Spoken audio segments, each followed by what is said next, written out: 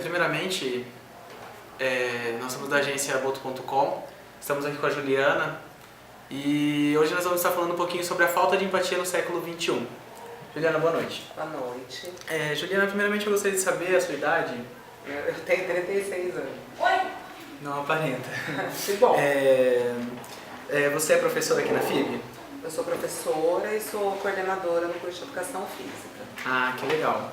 E o que você faz para se divertir assim nas horas vagas, Juliana? Eu gosto muito de assistir filme, uso bastante a internet, tanto para trabalho como para diversão. Sim. Sair para comer, para sair com amigos, com meu marido, Sim. ficar com meu cachorro. Todo mundo gosta do animal, né? Juliana, como você vê as pessoas à sua volta? Bom, pelo assunto que você colocou, né, aquilo que a gente vai abordar. Hoje, eu acho que a gente não vê muito as pessoas à nossa volta, né? A gente está tão preocupado muitas vezes em relação ao ritmo de vida, em relação ao que a gente tem que fazer, que é um pouco difícil as pessoas tomarem consciência do quanto estão cercadas de gente. Acho que essa preocupação, que a gente até estava conversando antes, com o outro, em auxiliar o outro, em notar o outro, né, à nossa volta, ela tem diminuído um pouco fisicamente. Talvez hoje a gente esteja mais preocupado com o outro que aparece lá no mundo virtual do que com o outro, né, que está do nosso lado. Agora mesmo a gente estava nas apresentações de TCC. Então é engraçado que o aluno ele termina de apresentar o TCC antes de falar com a mãe, de falar com quem está ali, vou tirar uma foto para postar no Face. Né? Então esse olhar o outro hoje fisicamente eu acho que falta um pouco.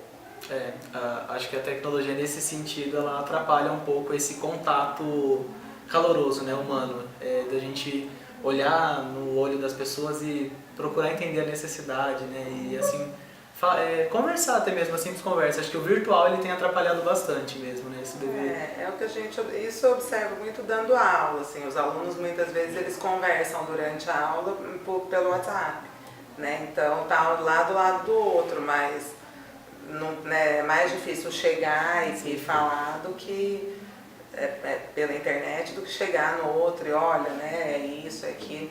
Então essa coisa de ver o outro que a gente tinha comentado, né, com alegria, tristeza, amor, ódio, eu acho que pra gente chegar a sentir isso, amor ou ódio pela pessoa que está do nosso lado, primeiro a gente tem que ver que ela tá lá, né. E eu acho que isso hoje a internet, principalmente, a questão tecnológica, tem distanciado um pouco as pessoas, sim. Nesse aspecto, sim. Você consegue se colocar no lugar de alguém que esteja passando por alguma situação difícil, ou que esteja passando por alguma dificuldade? Esse é um exercício, né, eu acho. Eu estou aqui na FIB, eu sou professora há 14 anos, vai fazer 14 anos agora no começo do ano. Como professora, a gente não tem tanto, eu acho, que essa preocupação, né? É muito comum um aluno chegar e falar, tô com problema, faltei por causa disso. E a gente não tem muita paciência com isso, né? Mas será que é verdade, que não é? Então, a gente tem Depois que eu passei a auxiliar na coordenação, eu acho que eu tenho aprendido um pouco mais, assim. Sim. Porque os alunos normalmente vão procurar a gente quando tem problema, né? E você consegue perceber no outro quando realmente é um problema, quando não é. O convívio, acho que, né, mostra pra gente se o aluno está sendo sincero, se não está. Eu acho que a experiência de vida também. Eu passei por algumas coisas nos últimos 2 anos que foram muito diferentes do meu cotidiano anterior. Então eu tive, meu pai e minha mãe tiveram câncer no ano passado. Meu pai no meio desse ano teve um AVC. Minha irmã agora teve um bebê. Então, assim, são umas situações que eu acho que quando alguém te conta, está acontecendo isso na minha família.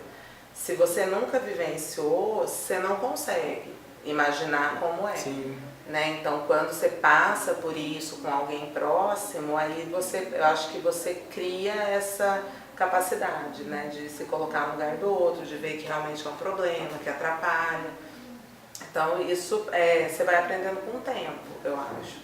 Eu acho que a gente não nasce com essa capacidade. Eu acho que isso é um exercício social, psicológico e de ter vontade de fazer isso, né? Eu trabalho com a disciplina de psicologia, então a gente fala muito sobre a questão da invisibilidade social, né? Então da gente estar andando na rua e a gente está tão exposto a alguns estímulos, por exemplo, um morador de rua. Isso é tão comum pra gente que a gente não se importa mais. Você falou de cachorro, né? Então, eu falei do meu cachorro. Eu, antes de ter cachorro, eu não percebia o quanto tinha de cachorro abandonado na rua e né? Pô, mas o cachorro que eu cuido, ele é tão indefeso, tal, se um dia ele for pra rua, ele morre, né? Vai ser atropelado e tal. Aí você começa a prestar atenção, a se preocupar com essas causas, né? Sim. Mas só com experiência de vida, acho que isso é um exercício.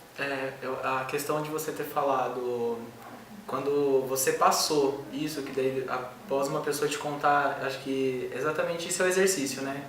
Acho que nada mais exemplifica você viver para depois quando alguém te contar você falar, nossa, você vai saber aconselhar a pessoa melhor, né? Nesse sentido. Mas eu não acho que todas as pessoas que passam pelas situações difíceis ao longo da vida aprendem.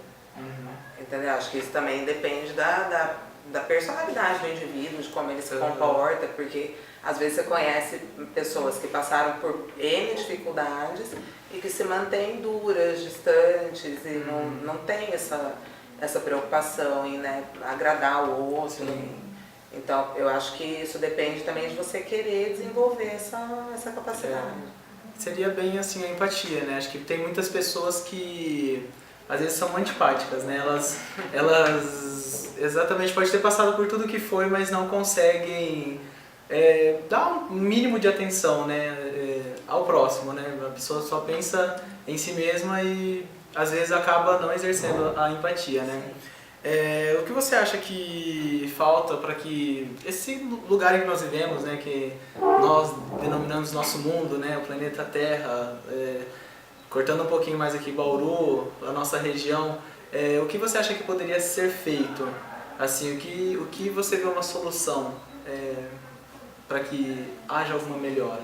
Acho que pequenas ações, né? Assim, a gente se preocupa às vezes com uma discussão política, com uma coisa assim tão macro e não se preocupa em ser melhor no cotidiano. Isso a gente vê todo dia no Face, alguém postando alguma coisa sobre corrupção.